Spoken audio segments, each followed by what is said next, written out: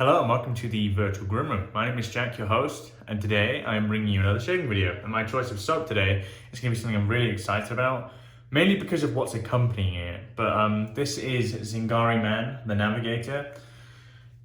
This marks the release of her splashes as well. For anyone that's been watching the channel throughout the past few, maybe 2 or 3 months, I've used those splashes a hell of a lot and I love them. They are awesome. This is more similar to the thing I've been using more recently, which is phenomenal and really suits my skin type.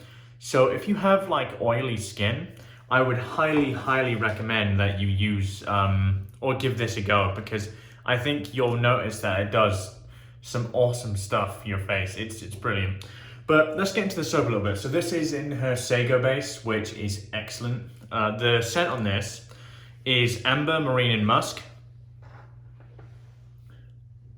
The scent strength is probably about a 4 or 5.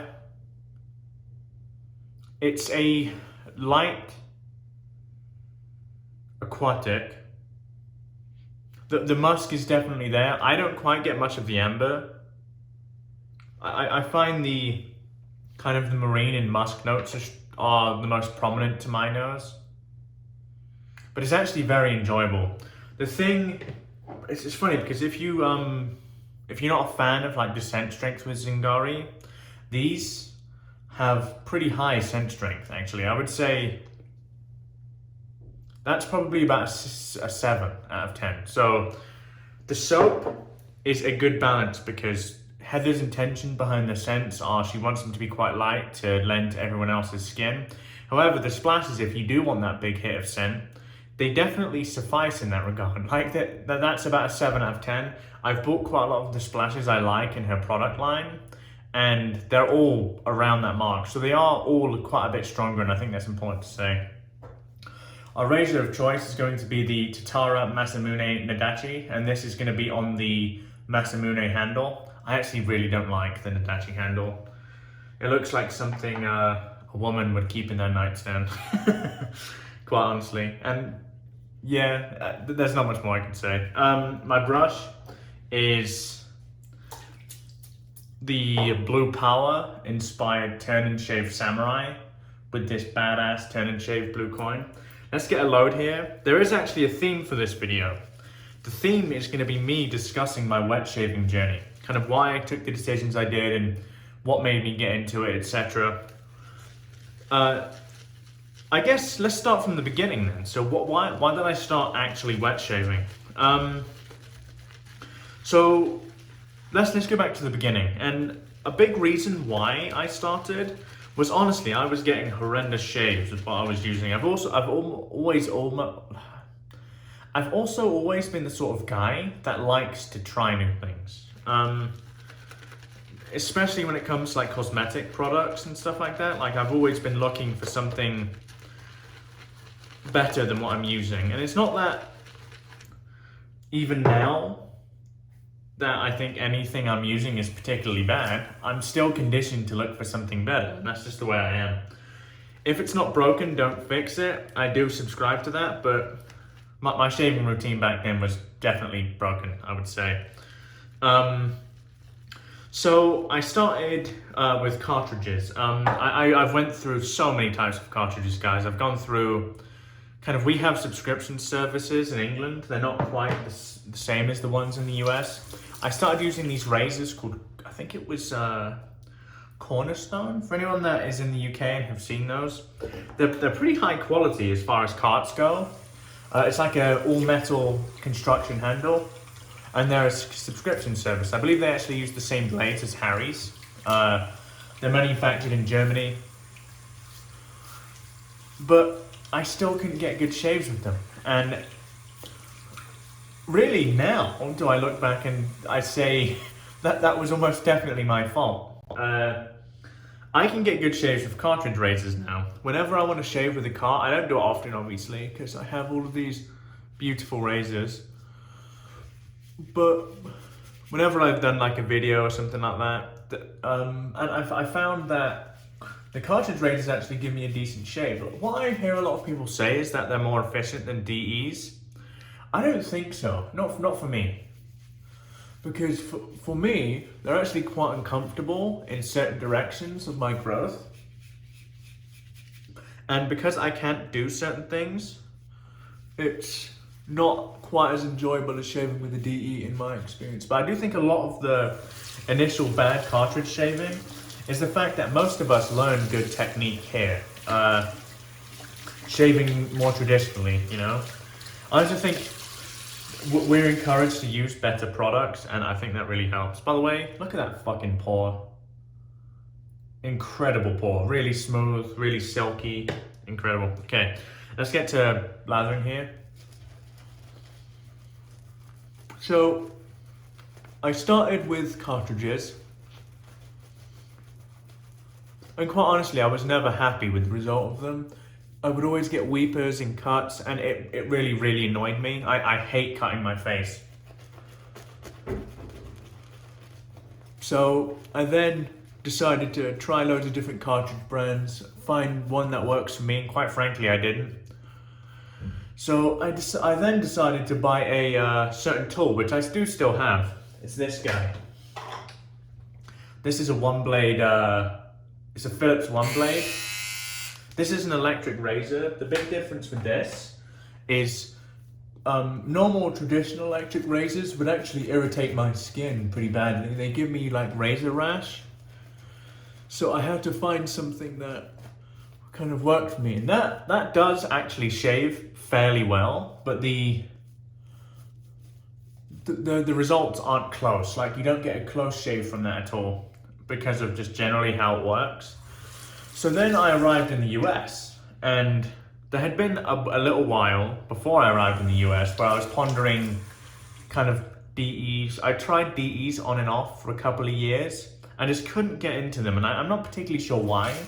I think it's because I didn't quite commit to it like I normally would. So then I came here. I then picked up the one blade core. Picked up the one blade core, gave that some uses, and I came to the conclusion that I like shaving with a single blade, but there's something about this that doesn't quite appeal to me.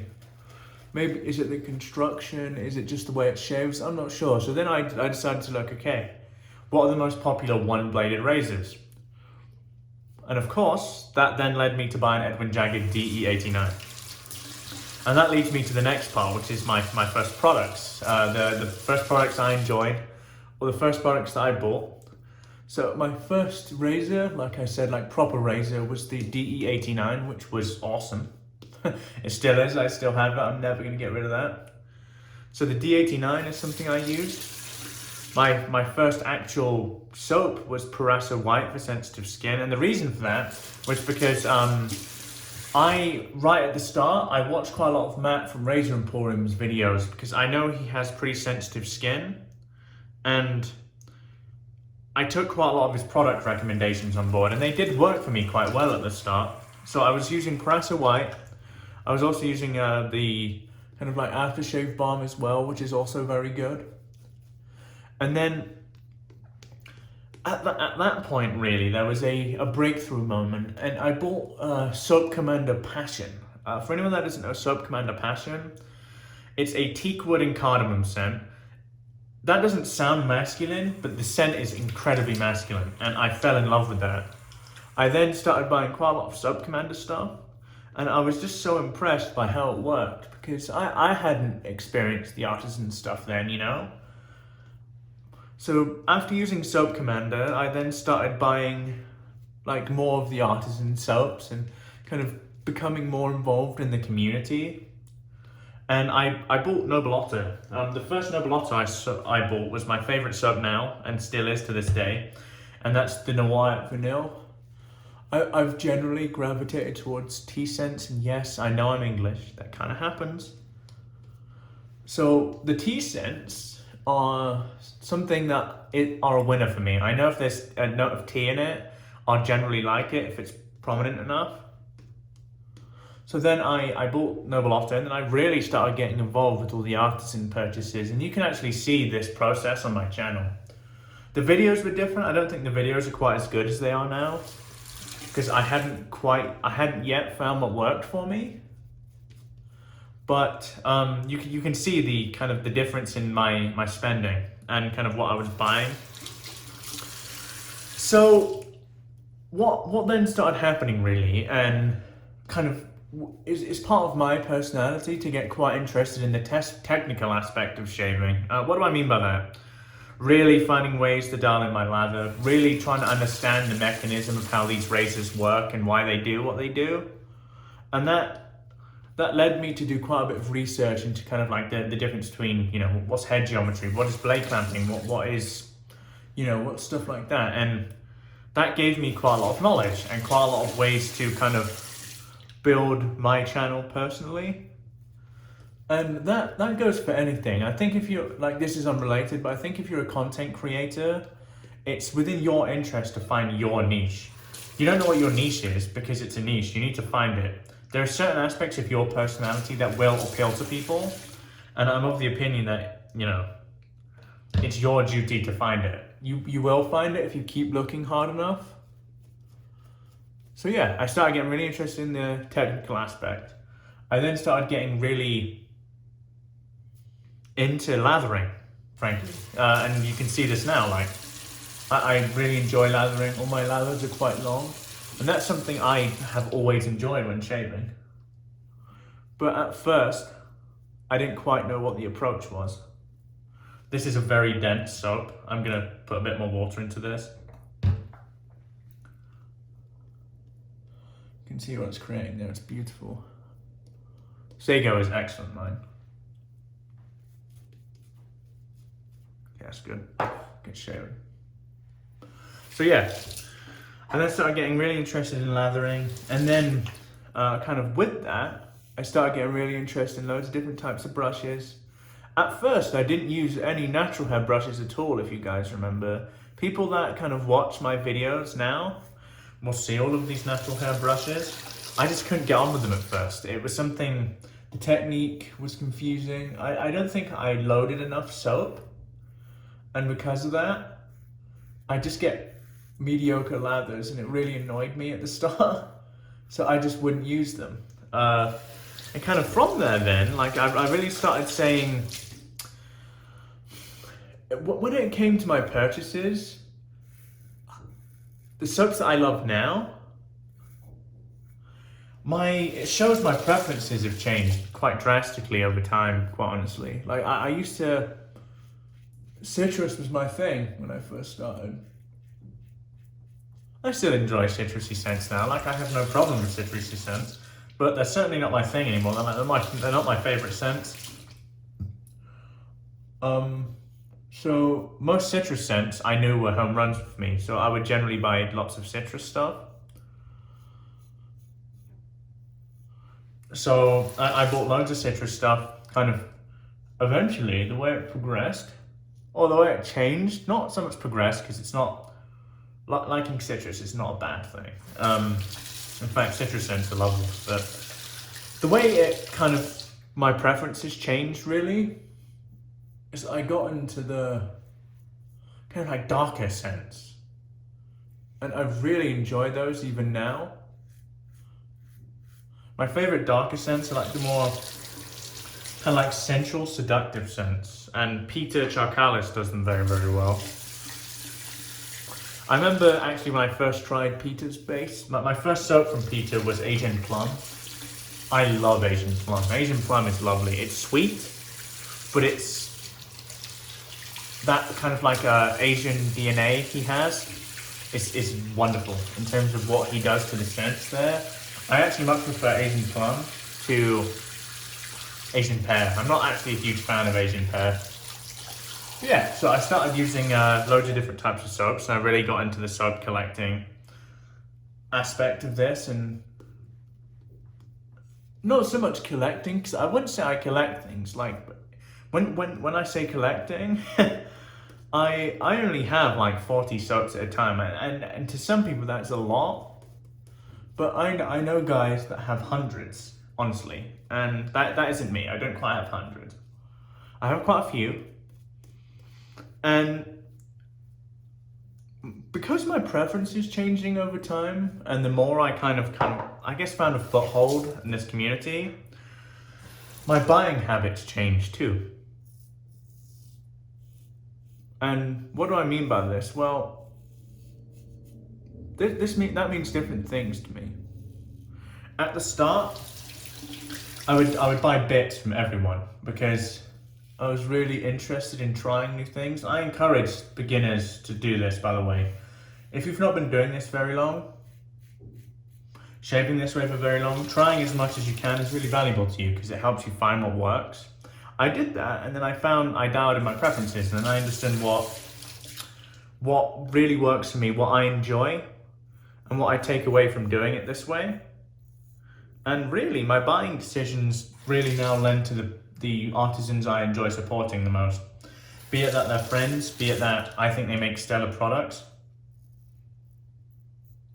Then I'll give you a couple of examples of that. Peter's a friend of mine, so when Peter releases something, I'm going to buy it because I want to support his business.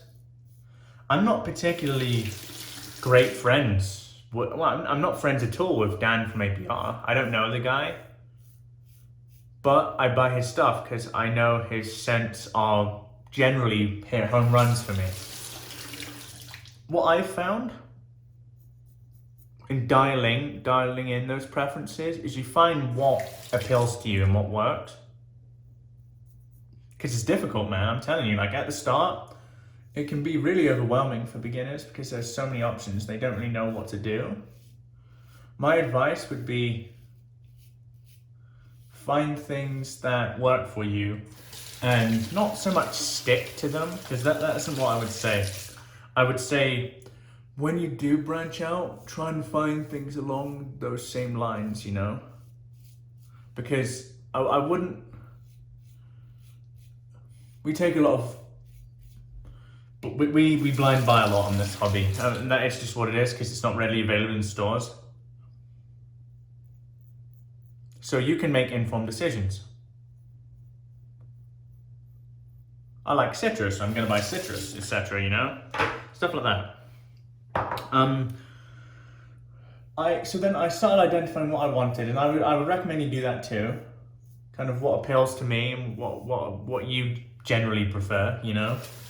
And then it kind of led to me supporting just a small subset of artisans. And I'm not saying the artisans I support are the best. To me, they align most with my preferences. Specific ones, things that I buy a lot from are Barrister Man. Zingari Man, I buy a lot from Heather. Phoenix and Bow. PA, I buy quite a bit from PA.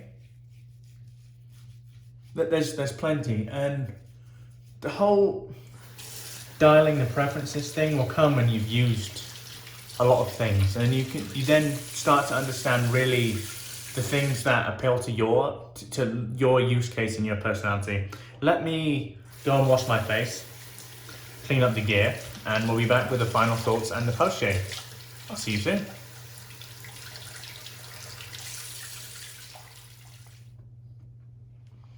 Hey guys, it's post shave time. The kind of like immediate post shave on Heather's soap is like top tier. It's so good. My face just feels so hydrated. But we're going to take that to another level. This is the Navigator Recovery Splash. The Recovery Splash is fire. It's so good. Let's get a decent amount of this. That'll do. And it's alcohol free, which definitely aligns to my preferences. Scent is much more powerful than this. Like I said, probably about a 6 or a 7 in terms of scent strength. I really like that scent. It's very, very fresh, very clean, very aquatic. Really nice for this season. So the soap I used, Zingari Man, the Navigator. I recommend this if you like aquatics. That you can't go wrong with the Sego base either. It's very, very good. The scent strength on this is, I'd say, just under mid, at probably about a 4 or 5. However, if you buy it with the accompanying splash, the issue of scent strength won't be too much of a problem for a lot of people. This, as I said, probably clocks in about a 6 or a 7, so it's much more powerful. The eraser of choice today, was the Tatara Masamune Nodachi, the Nodachi head with a Masamune handle. And the brush was my TurnnShave Blue Power inspired brush with this cool blue coin. Yeah, I hope you guys have enjoyed the chat today. Give me some insight into your wet shaving journey. What got you into this? What really got you hooked and the stuff that got you interested? Let me know. Put a comment down below. If you liked the video, give it a thumb up. If you disliked the video, give it a thumb down and tell me why. I'm sure we can chat about it. But yeah, I hope you guys have enjoyed the video today.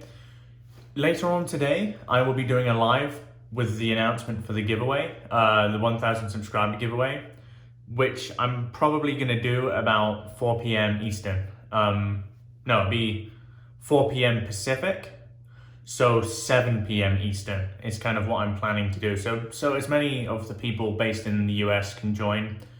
Don't worry if you are from Europe and you do win, your spot is obviously your spot. Like, I'm not gonna say you're not here so you don't win it.